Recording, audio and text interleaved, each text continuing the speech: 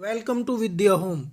आज हम law of टोट के कुछ खास टॉपिक के बारे में जानेंगे, जो कि टॉपिक ये हैं: योगदायी उपेक्षा, कंट्रीब्यूटरी नेग्लिजेंस, वादी स्वयं दोषपूर्ण कार्य करने वाला, प्लेंटिफ ए रोंग डी और व्यक्तिगत बचाव यानी कि प्राइवेट डिफेंस, और भूल मिस्टेक, और आवश्यकता नेसेसिटी।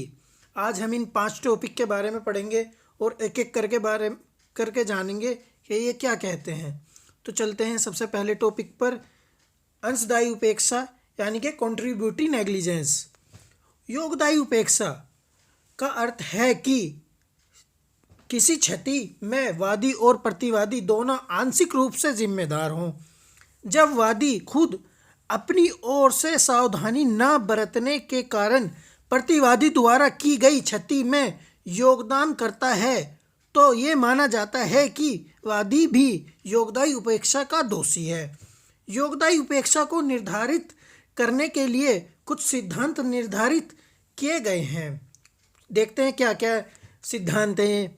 ए, जहां नुकसान का निश्चित और अधिक कारण वादी की खुद की उपेक्षा हो, अर्थात प्रतिवादी की साधारण सावधानी से उसे रोका नहीं जा सकता था, तो वादी नुकसान प्राप्त करने के अधिकारी नहीं है। बी, वादी पूर्ण रूप से नुकसान प्राप्त करने से केवल 2 दशाओं में वंचित किया जा सकता है। अब ये 2 दशा क्या क्या हैं? जहां प्रतिवादी की असावधानी से होने वाली दुर्घटना को ये अपनी साधारण कुशलता से रोक सकता था। सेकंड, जहां प्रतिवादी अपनी कुशलता से भी वादी की असावधानी के कारण दुर्घटना को नहीं रोक सकता था। कसौटी ये है कि दोनों ओर से सावधानी बरतने पर भी दुर्घटना रोकने का अंतिम अवसर यानी कि लास्ट अपॉर्चुनिटी रूल किसके पास था। सी, जहां दोनों पक्षों की गलती या असावधानी से दुर्घटना घटती है, वहां नुकसानी का निर्धारण दोनों ओर से गलती की मात्रा के आधार पर किया जाएगा। डी, जहां वादी और प्रतिवादी दोनों समान रूप से असावधानी के दोषी हों, वहां वादी और दावा नहीं किया जा सकता। उदाहरण, रूरल्स ट्रांसपोर्ट सर्विस बनाम पेजुलम। इस वाद में बस के चालक ने वादी के पति को बस की छत पर बैठाया और एक दुर्घटना से बस पानी में गिर गई।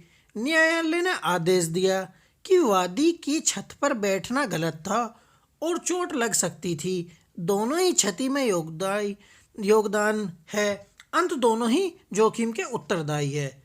अंतिम अवसर का सिद्धांत यानी कि लास्ट अपॉर्चुनिटी रूल क्या होता है, इस बारे में थोड़ा सा जान लेते हैं।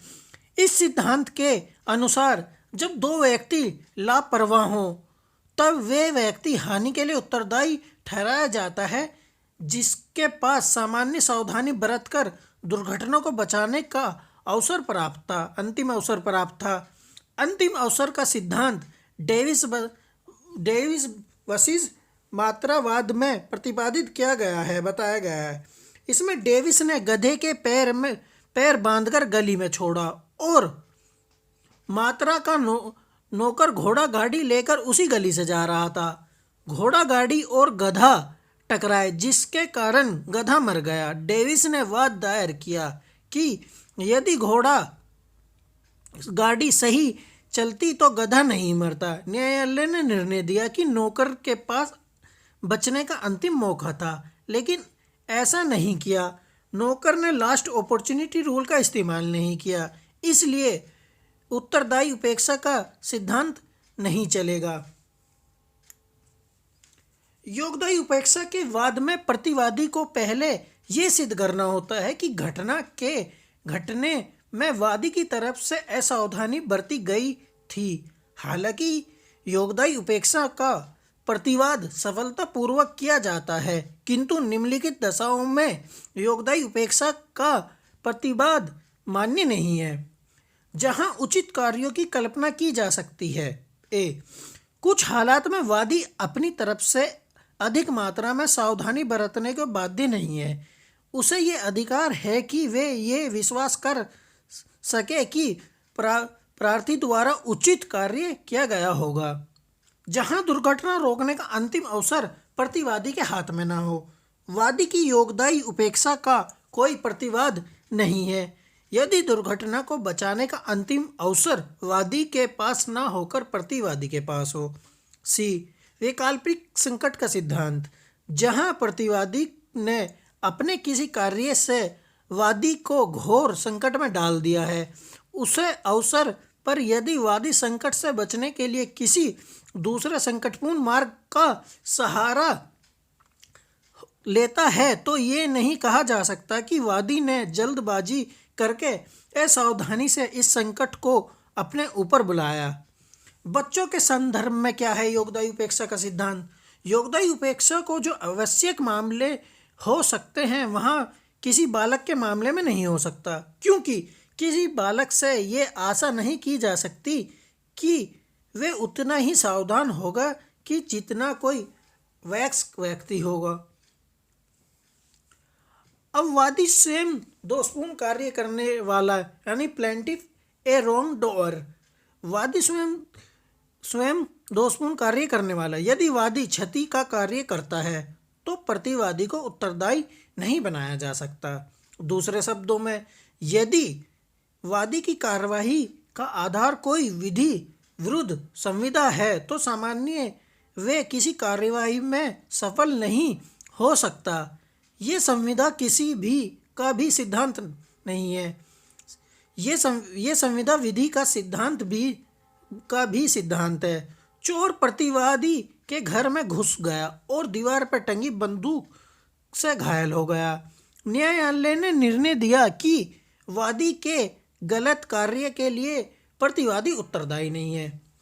इस सिद्धांत को एक्स2 रूपी कोजा नॉन ओरी टू रेक्शियो के नाम से भी जाना जाता है, अर्थात गलत करने से वाद नहीं किया जा सकता। वादी खुद अपकारी है तो ये देखना भी जरूरी है कि वादी के दोषपूर्ण कार्य और उसको प्राप्त हुई क्षति के बीच क्या संबंध है। ब्रॉड बनाम होलबुक वाद में इस सिद्धांत को बेहतर समझा जा सकता है। अब चलते हैं नेक्स्ट टॉपिक पर। यह आप प्राइवेट डिफेंस, व्यक्तिगत बचाव। आत्मरक्षा एक ऐसा तरीका है जिसमें व्यक्ति प्रतिकूल हालत में अपनी सहायता खुद करता है। आत्मरक्षा के अधिकार का प्रयोग किसी क्षति के उपचार के लिए नहीं बल्कि क्षति को रोकने के लिए होता है। आत्मरक्षा में खुद की रक्षा, अपनी संपत्ति की रक्षा और दूसरे लोगों की रक्षा और उनकी संपत्ति की रक्षा की जा सकती है। दो पक्षों में झगड़ा करते समय यदि कोई ऐसा कार्य हो जाए जिससे दूसरे को नुकसान हो जाए तो गलती नहीं। कानून व्यक्ति को अपनी रक्षा के लिए उचित बल का प्रयोग करने की अनुमति देता है, जैसे डंडे के बदले डंडे, चोर को पकड़ने की कोशिश करना, ना कि उसे हत्या कर देना। अब देखते हैं भूल, मिस्टेक क्या होता है। गलती करने पर प्रतिवादी जिम्मेदार। भूल चाहे वे तथ्य की हो या विधि की हो, सामान्य अपकृत्य के अंदर की गई कार्यवाही के लिए प्रतिरक्षा के तर्क के रूप में मान्य नहीं, इसलिए भूल के लिए प्रतिवादी उत्तरदायी होगा। भूल प्रतिरक्षा में मान्य नहीं, परंतु इस नियम के कुछ अपवाद हैं जहां प्रतिवादी ये सिद्ध करके अपने उत्तरदायित्व से बच सकता है कि उसने जिम्मेदारी से परिपूर्ण परंतु भूल से विश्वास करके ये कार्य किया था। अब संक्षेप में कहा जा सकता है कि भूल की प्रतिरक्षा का तर्क तभी मान्य होगा जहां आशय को अपकृत्य का एक आवश्यक अंक निर्धारित किया जाता है, जैसे नीलामकर्ता को बेचने का सामान दिया परंतु उसने गलती से दूसरा सामान बेच दिया। अब देखते हैं क्या है ये आवश्यकता, नेसेसिटी। कुछ अधिकार ऐसे होते हैं जो विशेष आवश्यकताओं के कारण उत्पन्न हो जाते हैं। यदि बड़ी हानि से बचने के लिए छोटी हानि वहन की तो अब करते नहीं। जैसे इमारत की आग बुझाने पर पड़ोस में बनी झोपड़ी को इमारत के पास से दूर विस्थापित करना, ऐसा है जैसे बड़े नुकसान को से बचने के लिए छोटा नुकसान सहन करना। आज हमने इन 5 टॉपिकों के बारे में जाना। जैसे दोस्तों, अगर आप लो सब्जेक्ट से संबंधित वीडियो और नोट्स के लिए vidyahum.com पर विजिट कर सकते हैं, जिस वेबसाइट का लिंक आपको वीडियो के डिस्क्रिप्शन में भी मिल जाएगा। और इस चैनल पर आपको LLB और BLLB सभी के जो सिलेबस कोर्स है उससे रिलेटेड वीडियो आपको जल्द से जल्द मिलती रहेंगी। मिलते हैं जल्दी नेक्स्ट वीडियो में। Thank you.